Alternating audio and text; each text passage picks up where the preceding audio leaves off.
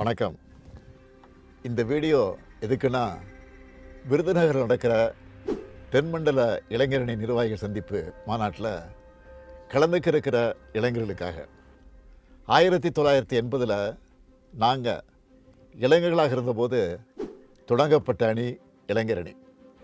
1949 இளைஞர்களால் தொடங்கப்பட்ட திராவிட முன்னேற்றக் கழகம் என்ற இந்த பேரியக்கத்தோட அடுத்த தலைமுறையாக மீண்டும் இளைஞர்கள்கிட்ட நம்ம திராவிட முன்னேற்றக் கழகத்தை கொண்டு சேர்க்க இந்த அணியை தொடங்கணும். அன்றைக்கு என் கூட களத்தில் நின்று கழகத்தை வளர்த்த இளைஞர்கள் தான் இன்றைக்கி உங்கள் முன்னாடி மாண்புமிகு அமைச்சர்களா, எம்எல்ஏக்களா, எம்பிக்களா, மாவட்ட கழக செயலாளர்களா பல்வேறு பொறுப்புகளில் இருக்கிறாங்க. எங்களுக்கு அடுத்தபடியாக இப்போது இந்த இயக்கத்தை இளைஞர்கள்ட்ட கொண்டு சேர்க்கிற பணியை, அந்த கடமையை தம்பி உதயநிதி அவர்கள் சிறப்பாக செஞ்சுக்கிட்டு இருக்கார். திராவிட முன்னேற்ற கழகத்து மேலே எப்போதும் வன்மத்தோடு இருக்கிற எதிரிகள் என்ன கட்டமைச்சாங்க? இளைஞர்கள் இனி திமுகவுக்கு வருவாங்களான்னு சந்தேகம் எழுப்புகிற மாதிரி தன்னோட ஆசைகளை வெளிப்படுத்திக்கிட்டு இருந்தாங்க. அதையெல்லாம் உடைச்சு தம்பி உதயநிதி அவர்கள் இளைஞரணிக்கு இன்றைக்கு தமிழ்நாடு முழுக்க 5 லட்சம் நிர்வாகிகள் நியமித்து ரெக்கார்ட் பண்ணியிருக்காரு. இது போதாதுன்னு மண்டல அளவில் இளைஞரணி நிர்வாகிகள் சந்திப்பு நடத்துகிறோன்னு சொல்லி மாநாடுகளை நடத்துகிறார். ஏற்கனவே திருவண்ணாமலையில் 1.5 லட்சம் நிர்வாகிகளை கூட்டி வடக்கு மண்டல நிர்வாகிகள் சந்திப்பு மாநாட்டை நடத்திட்டார்.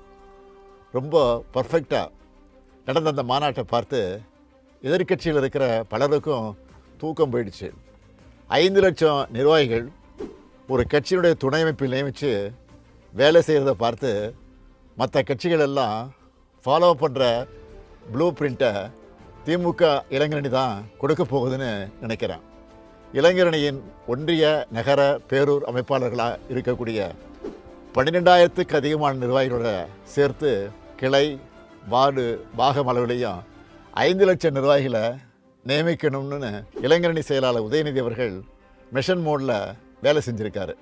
அதுவும் இதை அவர் செஞ்சு காட்டியிருக்கக்கூடிய ப்ராசஸை மலைப்பை ஏற்படுத்துது. தமிழ்நாடு முழுக்க விருப்ப மனுக்கள் பெற்று அந்த தகவல்களை டிஜிட்டைஸ் பண்ணி அவங்களையெல்லாம் அன்பகத்துக்கே நேரில் அழைச்சி வெரிஃபை பண்ணியிருக்காங்க. 35 வயசுக்கும் குறைவாக இருக்கிறவங்கள போட்டு அந்த பட்டியலை முரசொலிகளை முறையாக தொடர்ந்து வெளியிட்டாங்க. 78 கழக மாவட்டங்கள்லையும் சோஷியல் மீடியாவுக்கு என்று தனியாக துணை அமைப்பாளர்களையும் நியமிச்சிருக்கிறாங்க. இதோட தொடர்ச்சியாக தான் மண்டல வாரியாக இந்த நிர்வாகிகள் சந்திப்பு கூட்டம் நடைபெறுது. 5 லட்சம் பேருக்கும் ஃபோட்டோ ஐடி கார்டுன்னு ஒரு இராணுவப்படையை போன்ற உறுதியான கட்டமைப்பு, கட்டுப்பாடு மற்றும் ஒழுங்கோடு இது நடக்குது. அதனால தான் பிப்ரவரி 7ஆம் நாள் விருதுநகர் கூட்டம் சொன்னதும் எனக்குள்ள புது உற்சாகம் உண்டாச்சு. இந்த விருதுநகர் மாநாட்டில் எதுக்காக திராவிட முன்னேற்றக் கழகம் தொடர்ந்து இயங்கணும், இளைஞர்களான நீங்கள் எப்படி கொள்கையோடு செயல்படணும், எதுக்காக திராவிட முன்னேற்றக் கழக ஆட்சி தான் தமிழ்நாட்டில் தொடரணும் என்பது பற்றியெல்லாம் இளைஞர்களான உங்கள் கிட்ட ஷேர் பண்ணிக்க போகிறேன். பிப்ரவரி 7 விருதுநகரில் சந்திப்போம், வெல்வோம் ஒன்றாக.